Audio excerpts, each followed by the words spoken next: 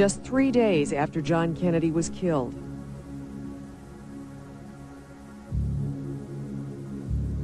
just 1 day after Lee Harvey Oswald was killed, then Deputy Attorney General Nicholas Katzenbach wrote this memo. The public must be satisfied that Oswald was the assassin, that he did not have Confederates at large, that the evidence was such that he would have been convicted at trial. They've never investigated this case, never had any desire to. The whole thing was a sham. The Warren Commission said yes, Oswald was the lone gunman. I've been satisfied with the Warren Commission report. We always have, continue to be.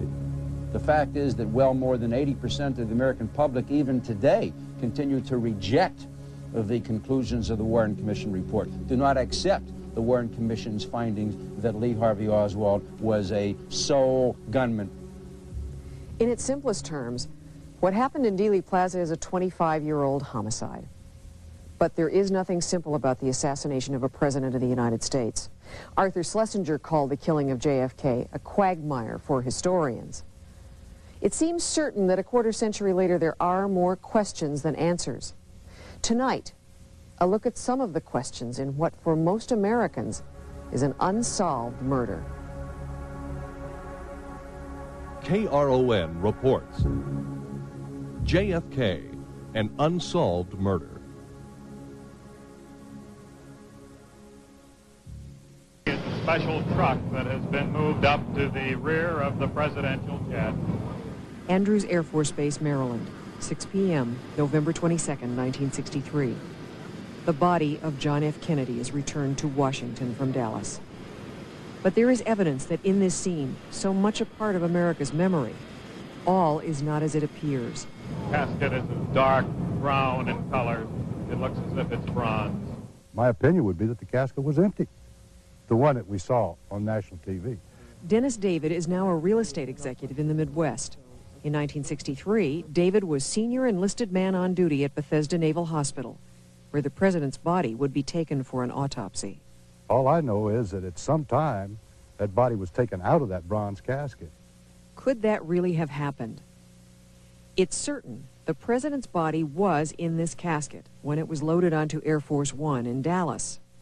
But several witnesses involved in the official proceedings say the president's body was in a totally different coffin when it arrived here at Bethesda Naval Hospital in Maryland. In trying to understand this, let's start back in Dallas, Parkland Hospital, just after 1 p.m. The President of the United States is dead. President Kennedy has been assassinated. It's official now. The President is dead. Aubrey Reich, now a police sergeant, was an ambulance attendant in November 1963. Who put the president's body into the coffin? Dennis McGuire and myself lifted him and placed him in the casket. Paul O'Connor, now a retired police officer, then a Navy medical technician. He met the coffin several hours later at the Bethesda morgue. The door came open, in came the casket. I sat right next to the autopsy table. We opened up the casket, and I was right there, and I just helped lift the front part of his head, body up, put it on the table. Tell me about this casket. It was a bronze, self-sealing casket. Yeah, it was either gray on pink or pink on gray casket. It was a very expensive casket. Just a plain casket. Is that what they call a shipping casket? I've heard that. Well, yeah. It wasn't a big ceremonial casket. Dennis David was also there when the coffin carrying JFK arrived at Bethesda Hospital. This casket that you were carrying was a gray, I didn't carry it, but the men I took down carried it. It was just a gray casket, gray metal, a metal shipping casket. Nothing ornate, nothing. It definitely wasn't the fancy casket that they showed on TV, which I saw later on. You mean it wasn't this casket? This is the one that he was loaded onto the plane? No, ma'am, it wasn't that casket. It was just a plain gray shipping casket. You sure? I'm positive. Did it surprise you later to see the photographs of this big bronze casket? Yes. Of course, you got to understand, I didn't see that picture until years later. I said to myself, wait a minute. That's not the one that came in the morgue that night. Just wasn't the one. If the caskets carrying the president were different, there are also opposing versions of how JFK's body was wrapped.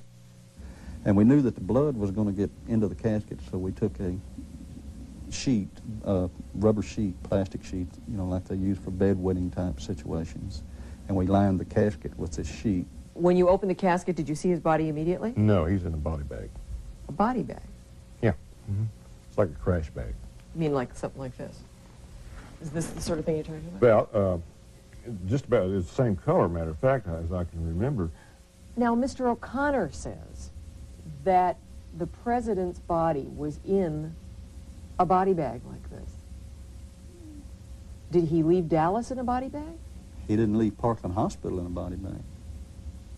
And that's the last time I touched the president. We wouldn't use, I would hope we wouldn't use, you know, a crash bag to put the president's body in. I would hope it wouldn't come down to that.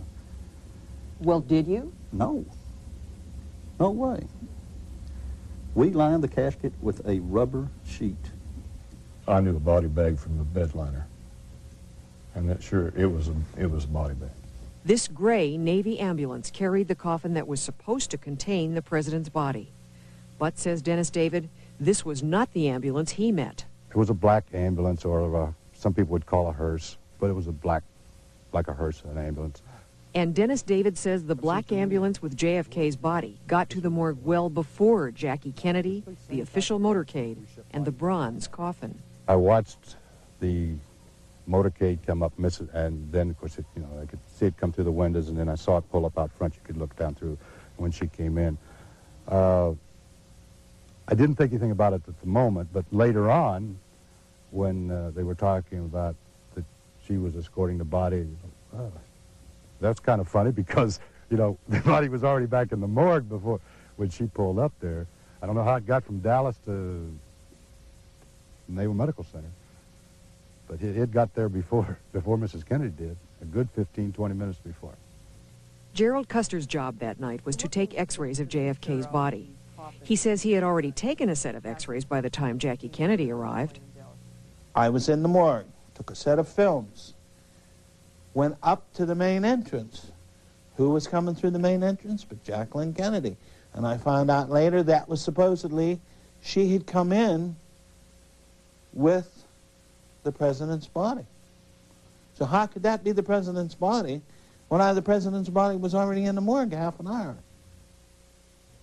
If JFK's body did leave Dallas in one coffin and arrive at Bethesda Hospital morgue in another coffin, what was going on?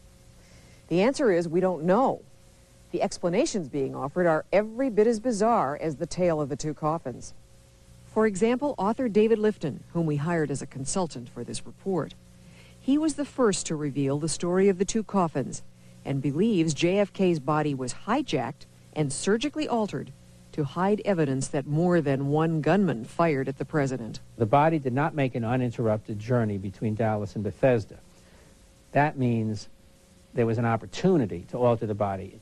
Lifton believes that while Jackie Kennedy was watching Lyndon Johnson being sworn as president in the midsection of Air Force One, JFK's body could have been removed from the bronze coffin in another part of the plane and hidden in the luggage compartment. Then, says Lifton, after Air Force One landed at Andrews Air Force Base, and while the nation watched the empty coffin being unloaded, the president's body was quietly taken off the plane through a rear entrance. But was it a plot or a security measure designed to protect the president's body? I interviewed General Chester Clifton in the summer of 1980. Clifton, who was military aide to the president and who made the arrangements by radio for the autopsy, said there was no security measures, no decoy ambulance was used, or anything of the sort, that he knew of nothing of the sort. He would have to know if there was a security measure. He would be the person who would actually be implementing such a measure. He denies it. Wasn't there somebody with the coffin at all times?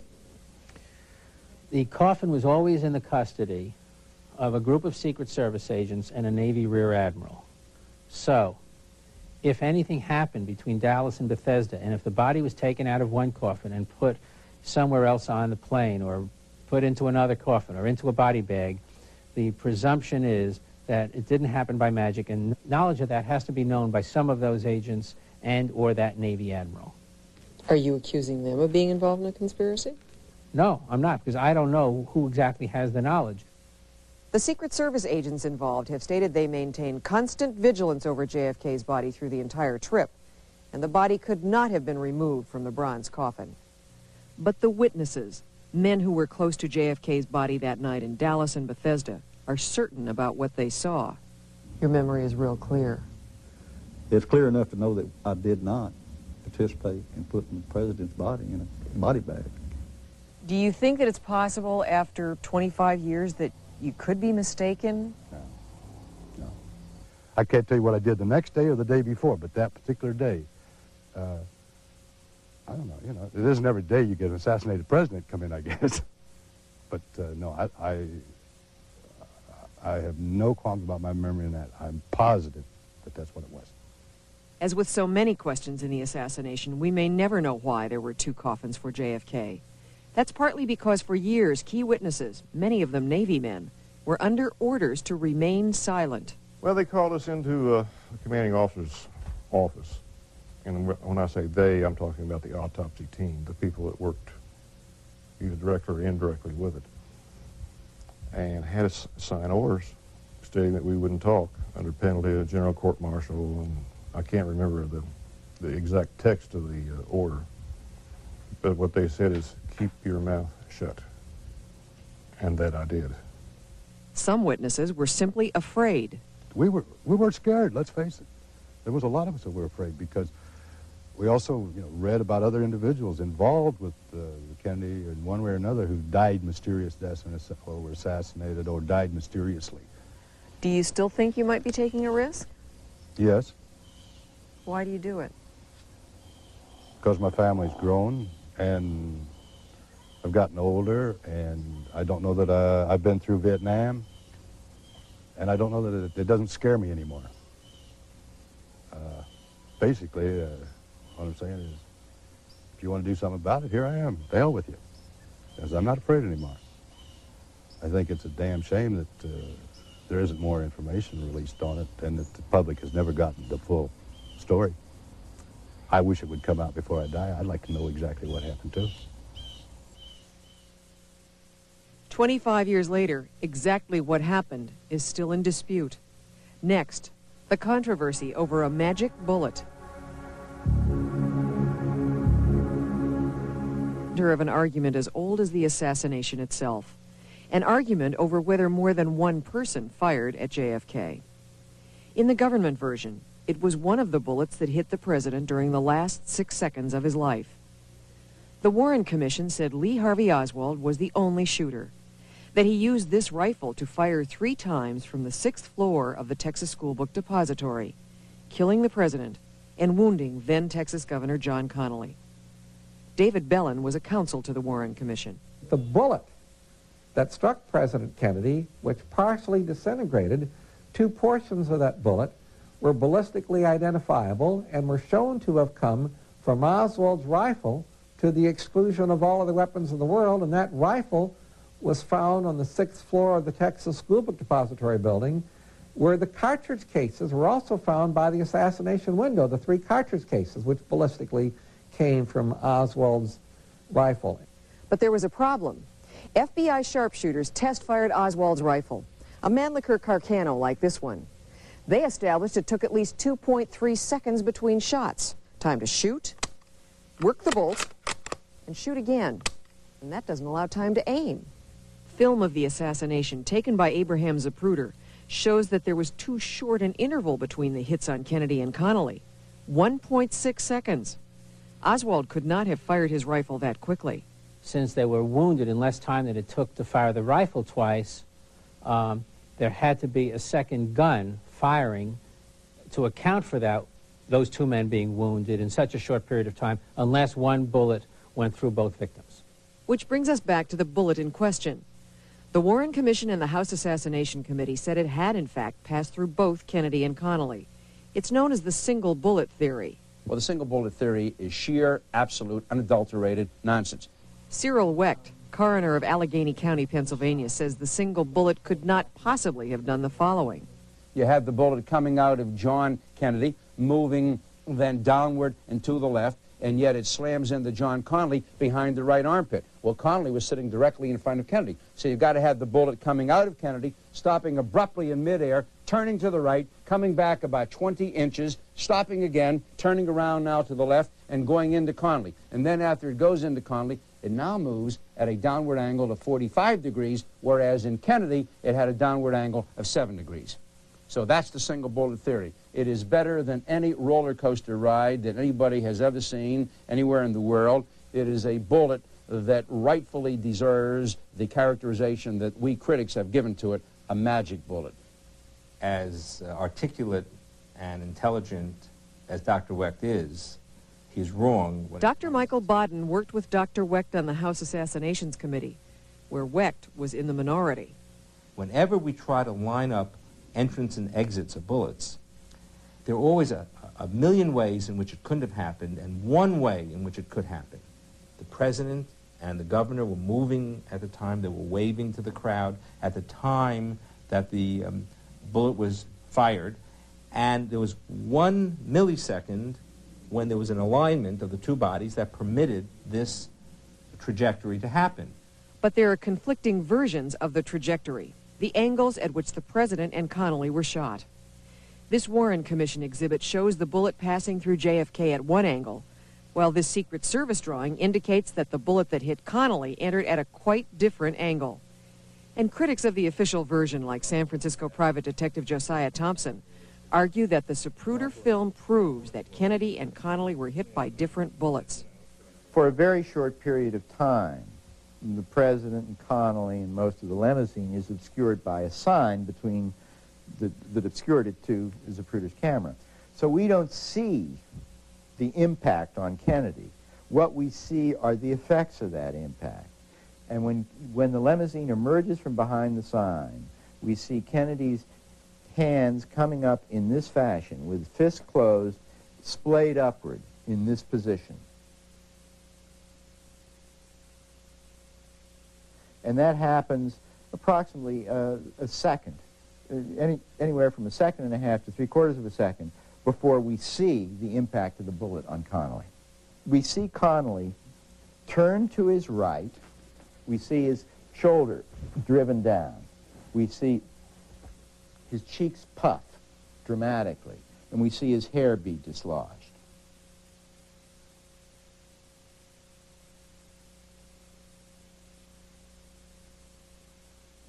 And clearly that had to have been a separate shot. Governor Connally agreed he was not struck by the same bullet that hit Kennedy. I am convinced beyond any question of a doubt that the first shot that was fired did not hit me. Then I was hit. As persuasive as Governor Connally is, I can't find anybody at that time who was more persuasive and more honorable in giving testimony as to what happened at the time of the shooting. He was wrong as far as which bullet struck him. Government tests of these bullet fragments from Governor Connally's wrist are used to support the single bullet theory. The tests concluded that it was, quote, highly likely, end quote, that the fragments did match the single bullet, the bullet fired from Oswald's rifle, the bullet that's supposed to have gone through both Kennedy and Connally. But Dr. Wecht points out that the government's tests were highly selective. Even if they prove to be valid, they are in no way complete.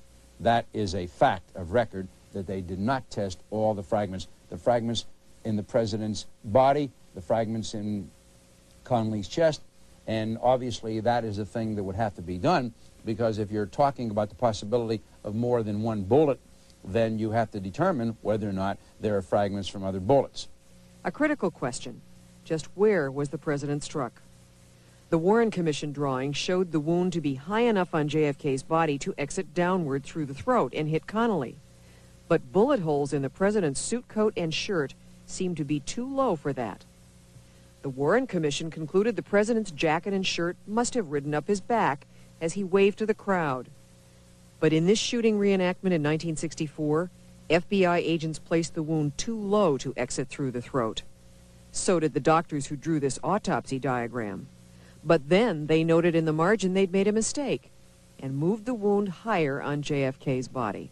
It looks like there was a hole in the body and a hole in the clothing that sort of matched that night at Bethesda, and that wound was raised by the time the official autopsy was written that weekend, so that that hole could provide the entry point for a downward slanting trajectory, which would then come out at the hole at the front of the throat. There is evidence that, contrary to the official version, the bullet may not have passed through the president's body at all. Evidence that emerged at the autopsy. 25 years ago, the autopsy room at Bethesda was in the area of this cafeteria. The autopsy, the detailed physical examination of the corpse, is often the most important piece of evidence in a murder. But there are charges that the autopsy performed here on the President of the United States was seriously deficient. Dr. Cyril Wecht says one critical deficiency was an order to the autopsy doctors not to establish the path of the bullets through the body. They were instructed not to do certain things by the FBI people and an admiral and a general who were in the autopsy room that night. They were told, for example, not to trace out the bullet wound in the back, not to trace out the hole through the part of the president's neck. Dr. James Humes performed the autopsy and found a peculiar bullet wound in the president's back. The FBI report on the autopsy said the end of the opening made by the bullet could be felt with the finger and, quote, there was no point of exit and the bullet was not in the body, end quote. Then came a phone call from Parkland Hospital in Dallas. This bullet had been found on a stretcher there. The night of the autopsy, Dr. Humes is observed by the FBI sticking his finger in there and saying that it doesn't go anywhere, it terminates. And therefore, and about that time, the phone rings in the autopsy room, and the Secret Service chief is calling one of his agents to the phone and tells him to tell Humes that they've found a bullet on a stretcher. Essentially, the dialogue goes like this. They've got a wound, you've got a wound without a bullet, we've got a bullet without a wound, and so the match is made in the autopsy room, and Humes, provided with this information, says, oh, the pattern is clear. This bullet, which I'm being told about in this telephone call, must have fallen out this hole in the back, which doesn't seem to go anywhere. So at the autopsy, doctors concluded that the bullet that was supposed to have hit both Kennedy and Connally had not even passed through Kennedy's body. But a few days later, when Dr. Humes handed in his written autopsy report, it stated the bullet had gone through JFK's body, contradicting that report by the FBI. In front of the FBI, Humes said that it terminated. He could feel the end of the hole with his finger. The main difference between Friday night and a few days later when he turns in the autopsy report is that when he turns in the report, he says the bullet passed all the way through the body and exited at the wound at the front of the throat. The most persistent question about the single bullet, known as Warren Commission Exhibit 399. How could it cause 7 wounds to JFK and Governor Connally with so little damage to the bullet?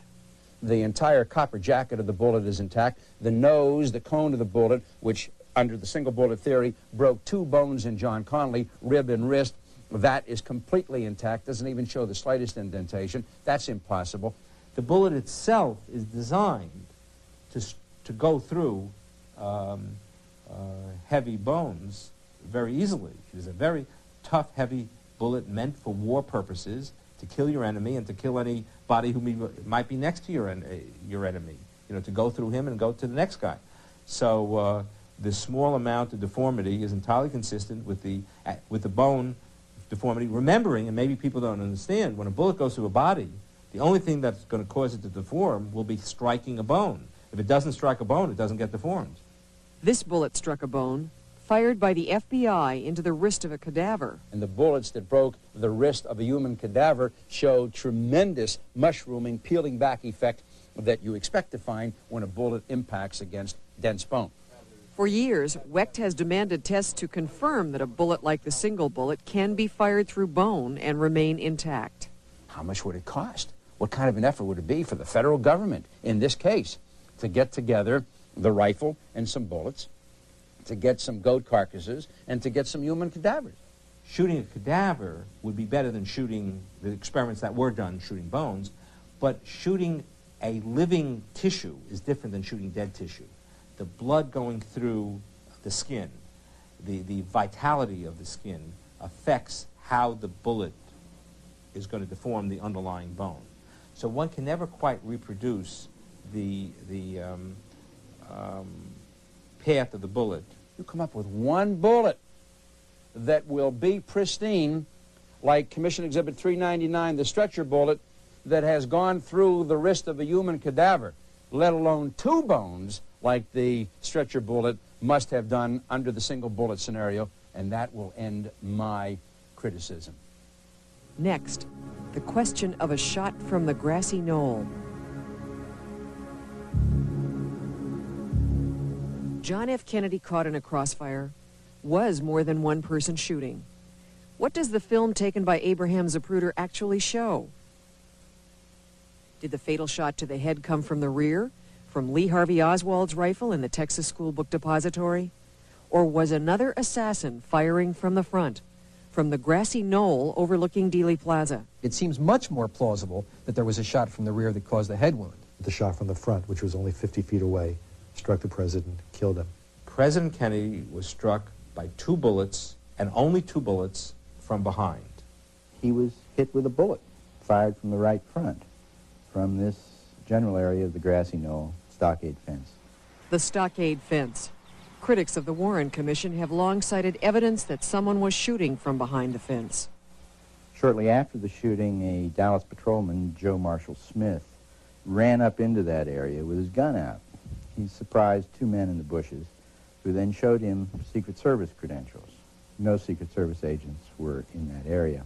A whole crowd of witnesses ran up the grassy knoll toward the fence, many saying they were certain that a shot had come from there. S.M. Holland was one of several witnesses who saw a puff of smoke near the fence. And one of those shots came from behind that picket fence. And there's no doubt in my mind, I never will be, because I was on the spot. I saw the smoke, heard the report, and saw the smoke behind that fence. There is physical evidence of a shot from the front. Robert Groden, a Warren Commission critic for many years and photo expert for the House Assassinations Committee. At the point of impact on the president, skull, brain were blown to the rear. Motorcycle policeman to the left rear of the president was splattered with such force and such power, he himself thought he had been hit by a bullet. It was that powerful. A piece of the occipital bone was blown 35 feet to the rear and left at the point of impact and was recovered by Billy Harper, a witness. Groden believes Jackie Kennedy climbed onto the trunk of the limousine for a reason that is not generally understood. After the president was hit, she was looking at his head. You can see it in the Zapruder film. She was looking right at him as he was struck. She saw a piece of his head blown to the rear onto the trunk of the car. She turns around, climbs onto the trunk, braces herself with her left hand, reaches out, and pulls in a piece of the president's head that was blown to the rear, brings it back into the car, and attempts to hold it back on, to fix it, to put it together. In this panic moment, to try to make it all right somehow. The testimony about what she said was, "They've killed my husband. I have his brains in my hand." Dr. Marion Jenkins, one of the doctors who tried to save JFK at Parkland Hospital, encountered Jackie Kennedy in the emergency room. She was, in the first part of it, carrying her hands like this.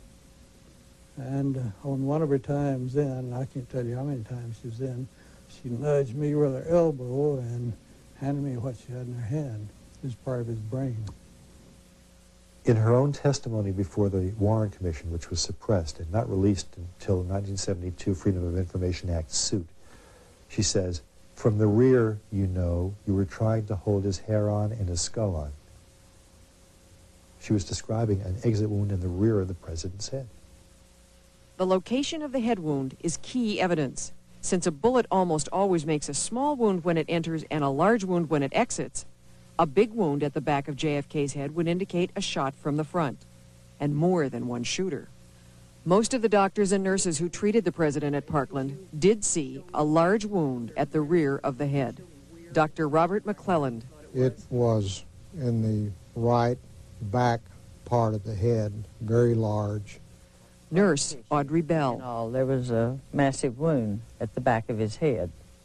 Dr. Charles Carrico. There was a large, quite a large defect about here on his skull. Dr. Ronald Jones. Well, my impression was that there was a wound in this area of the head, right in this area. Andrew Purdy was counsel to the House Assassinations Committee. He says the Dallas doctors are wrong. When you think of the body as being face up, and you think particularly in Dallas of the amount of blood that was involved there, people couldn't distinguish where things were. It must have been a terrible, tragic sight. It was very hard for people to recollect exactly where what was when that wasn't their purpose. Their purpose was to save the president's life, and these recollections afterwards are faulty. But 6 of the Dallas doctors testified they saw a part of the brain called the cerebellum protruding from the president's head wound.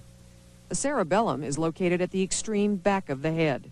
And a portion of the cerebellum fell out onto the table as we were doing the tracheostomy. It did. Mm-hmm. So the wound was very far back here. Right. The cerebellum was not protruding. We examined the cerebellum photographically, and it was intact.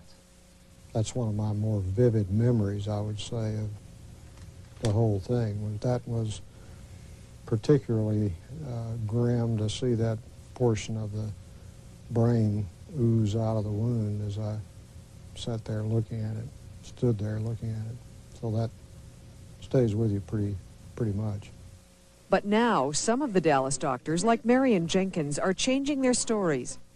As late as 1977, Jenkins was saying he had seen the cerebellum protruding from JFK's head wound, meaning the wound was far to the rear.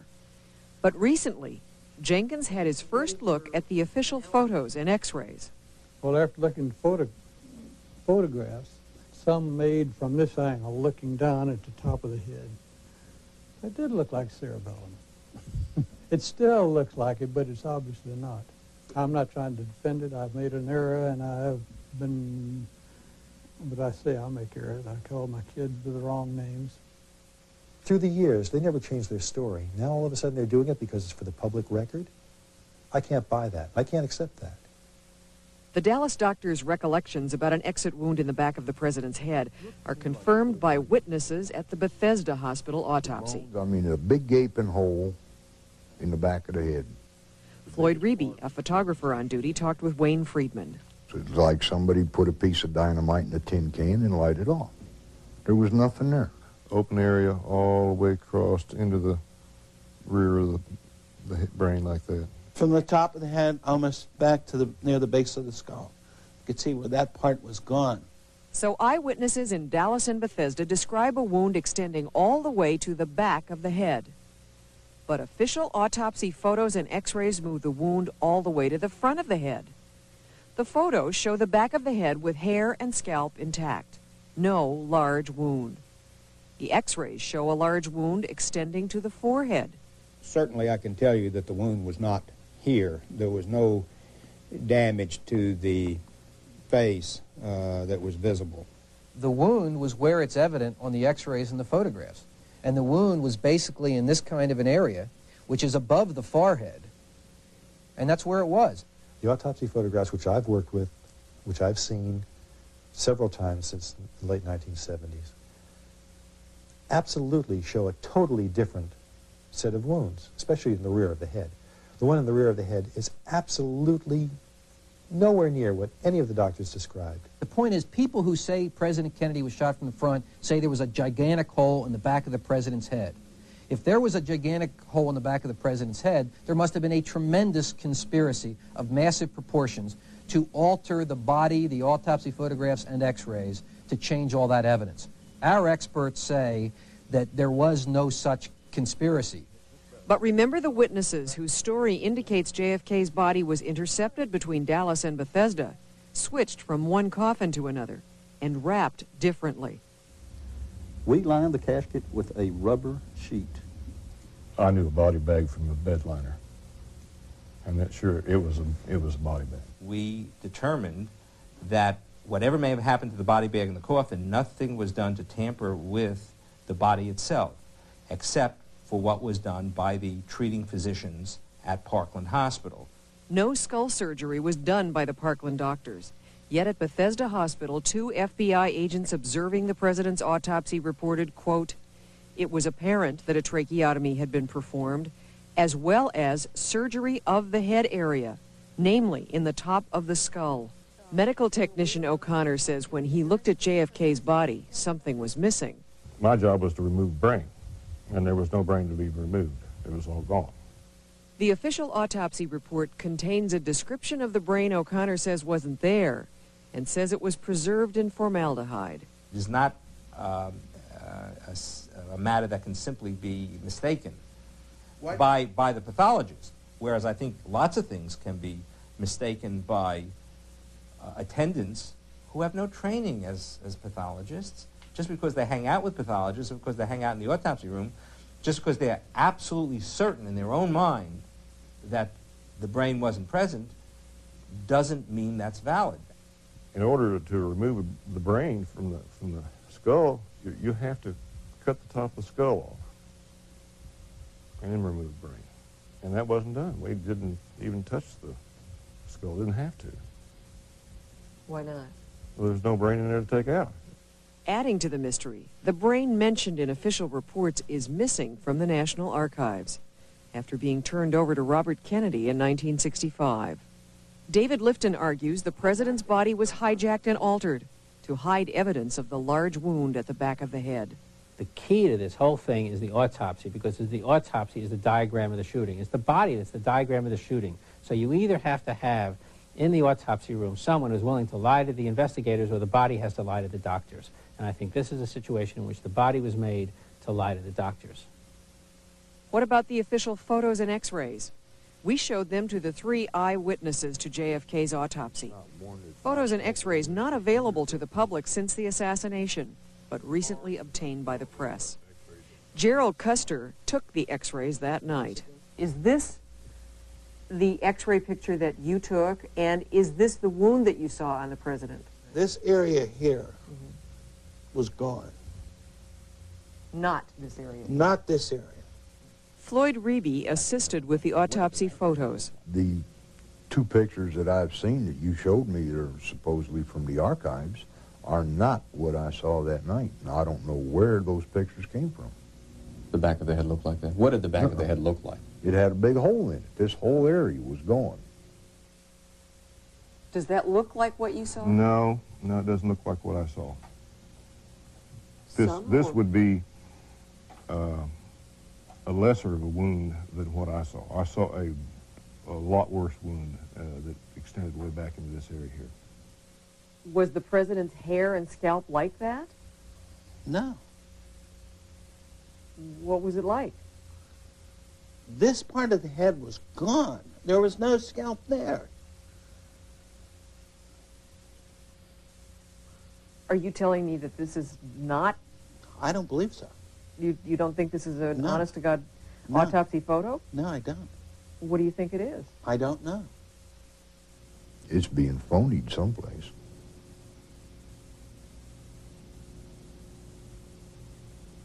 It's make-believe.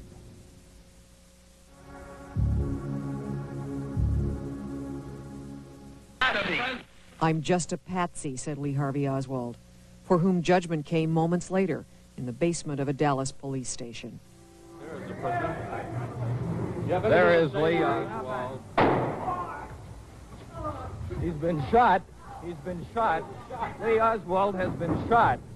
There's the man with a gun. The silencing of Oswald by Jack Ruby leaves only the official version of who killed John Kennedy and how, a version most Americans do not believe.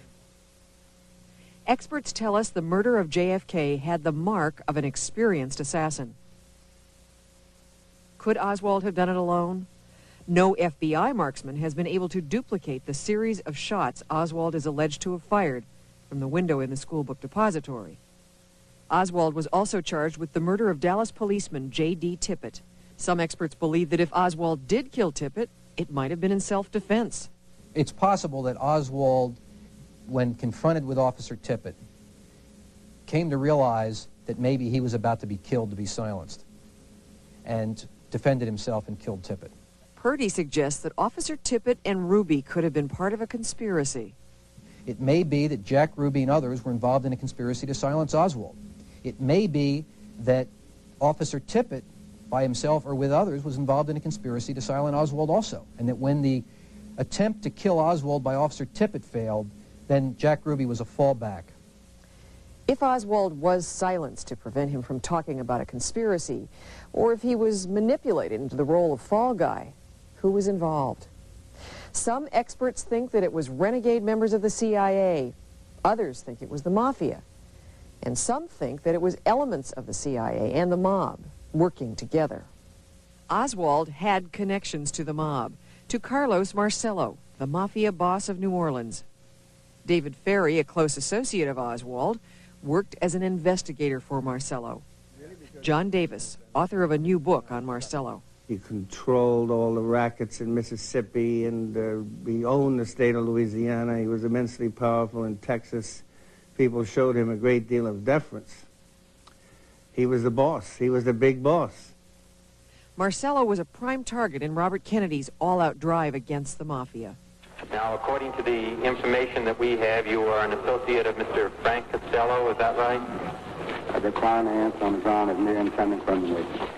Marcello hated Robert Kennedy, and for a special reason. In 1961, in a move later declared illegal, RFK had Marcello suddenly deported to Guatemala. Bobby had him literally kidnapped. Took him straight to the airport where this jet was waiting on the runway with its engines going. And before Carlos could even make a telephone call, and he remonstrated that, can I call up my wife? Can I get my toothbrush?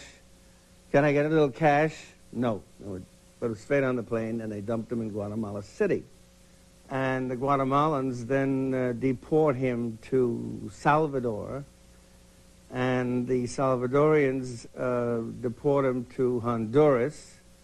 Marcello finally made it back to the U.S., and in 1962, the FBI reported the following remarks by Marcello during a meeting at his house outside New Orleans. Carlos Marcello made the statement that in order to get Bobby Kennedy, they would have to kill the president. They could not kill Bobby because President Kennedy would use the Army and Marines to get them.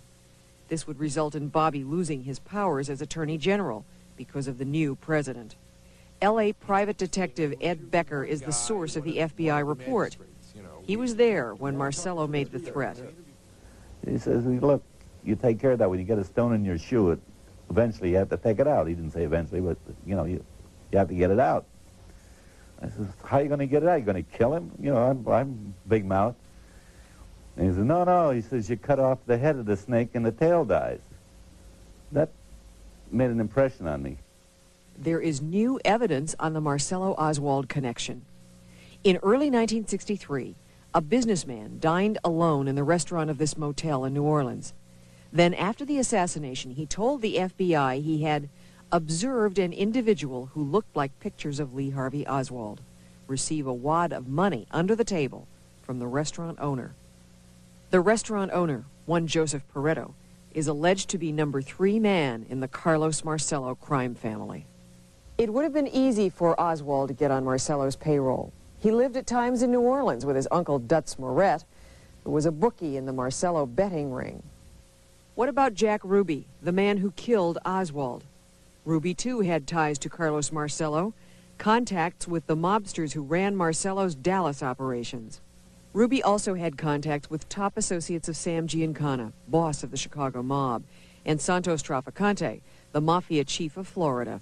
2 of the gangsters hired by the CIA during the Kennedy presidency to assassinate Fidel Castro. Given the alliance between the mafia and the CIA to assassinate Fidel Castro, it was perfectly possible that there could have been an alliance between the mafia and the CIA to assassinate President Kennedy. Since the failed attempt to invade Cuba at the Bay of Pigs in 1961, many CIA agents and anti-Castro Cubans had hated JFK for withholding air support. Former intelligence operative Jerry Hemming says he was offered money to kill JFK. Quite often it would boil down to, why are we wasting our time trying to get Castro Why don't we go to the root of the problem and eliminate the communists in Washington, the #1 man, JFK?